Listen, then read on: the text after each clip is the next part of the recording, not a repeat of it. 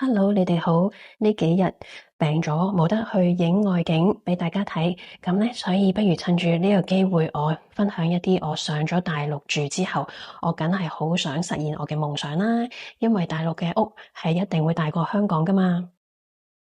原本呢，我因為買間屋係精裝嘅，咁廚房、廚櫃嗰啲已經有晒㗎啦。我本身亦都冇諗住突然間咁快要搬上嚟。嗰陣時呢係諗住我買咗間屋先啦，到我真係退休啦嘅時候搬上嚟，我先至可能重新拆過晒啲我唔中意嘅精裝修嘅部分，再自己裝修一次，先至搬上嚟慢慢住啦。但係如果有睇過我影片分享過，大概都知道我係好突然之間，我就成家搬晒上嚟，然之後就突然間退休，咁所以我係未有時間可以將我唔中意嘅精裝修部分拆咗，重新再裝過。咁所以呢，當時我係好希望我會有一個洗碗機，但係都冇得諗啦，因為呢，廚房已經喺度啦，而且廚房嗰個櫃呢，都係定好晒嘅。如果要整呢，就花好多時間啦，而且我又入住咗啦，咁可能會好麻煩啊裝修。咁但係就係因為呢，我見到朋友屋企裝咗呢一個洗碗機，導致到我呢真係的起心肝，我就算喺度住都好啦，我將成個廚房拆咗去，再重新裝過。咁不過就係因為我又喺度住啦，我唔可以起地磚啦，唔可以轉走牆嗰啲磚啦。咁我即係好局部性去裝修。咁我只係可以將廚房嘅櫥櫃全部拆咗，然之後就換過晒我自己中意嘅電器，因為發展商跟嗰啲電器咧都唔啱我心水。咁既然我淨得櫥櫃嘅話咧，咁我就索性一次過換晒。咁我之前個影片我都有分享過，唔知點解佢哋大陸嘅櫥櫃咧係好淺嘅。咁咧基本上我就算想換一個蒸焗爐咧，嗰個深度咧都放唔落個櫥櫃入邊，咁所以當時我係好恨有一個蒸焗爐啦，我好恨有一個洗碗機啦，咁係乜都做唔到。咁好啦，我決定拆咗個櫥櫃之後重新再裝過。咁我首先係因為見到而家途中見到嗰張相，就係我朋友買咗嗰個呢個品牌嘅洗碗機，連水槽一體嘅。其實你見到佢分開左右兩邊，其實佢係一體機嚟㗎。咁咧我見到哇好吸引啊，咁我就又靚咁樣啦，咁我就好啦，一於我就想去訂呢部機。咁跟住我再睇下啦，再了解下其他品牌，我就發現咦，另外一個又好似幾好喎，而且佢嗰個容量，洗碗容量又更加大喎。咁好啦，咁最後我就決定轉另外嗰個牌子啦。咁好可惜呢，就係其實當時我哋決定要買呢部機嘅時候呢，我已經係去查清楚晒嗰啲尺寸啊，尤其是因為我已經一早買咗我嗰個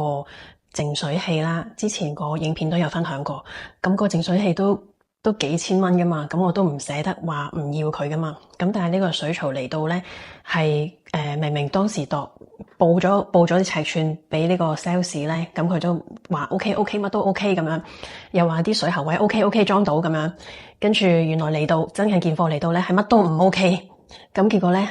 亦都係因為呢嚿嘢而影響咗我成個工程，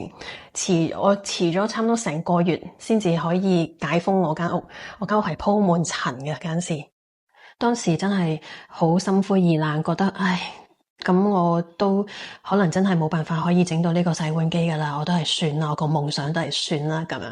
咁但係跟住我又唔忿氣喎，我咁跟住好啦，咁我上網搵，咁好多朋友亦都建議我，不如你買座台式噶啦。咁我又上網周圍去了解啦，咁主要其實都係上咩網，咪係淘寶、京東啊嗰啲啦。咁跟住我睇咗好多座台式，原來都係好細部噶，最多都係可能講緊洗到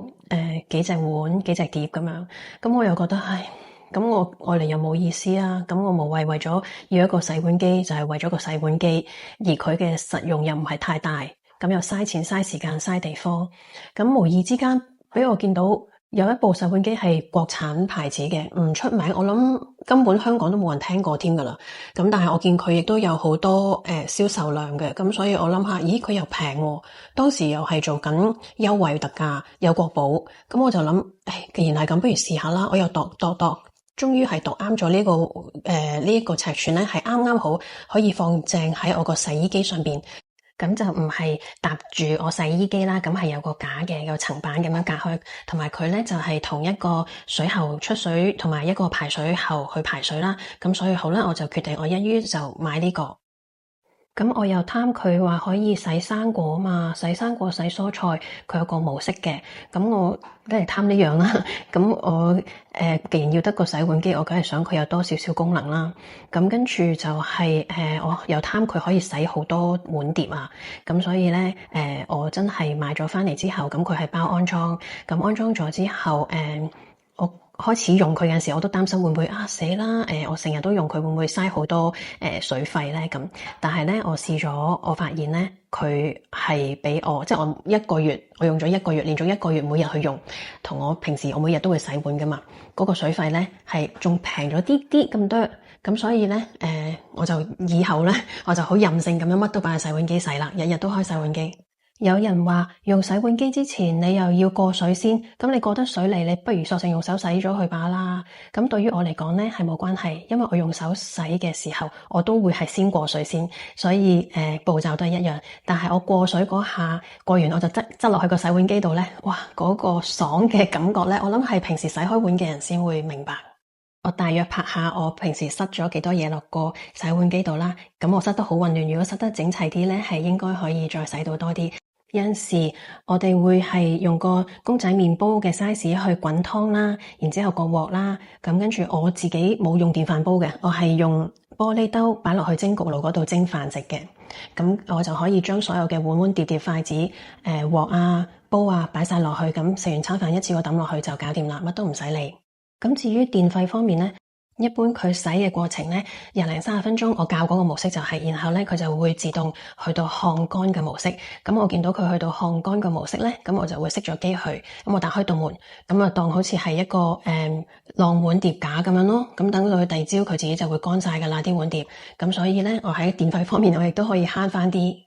同埋我響之前有一條片都分享過，即使我24小時開住幾部冷氣輪流啊，咁我一個月都係大概500蚊電費，咁加埋我呢個洗碗，我有用洗碗機啦，咁我都係呢個價錢。夏天嘅時候，咁冬天我會不停開暖風機啦，都係24小時咁樣開住，因為我多寵物嘛，咁所以對於我嚟講，加咗呢部洗碗機落嚟個電費亦都冇對於我造成好大嘅影響啦。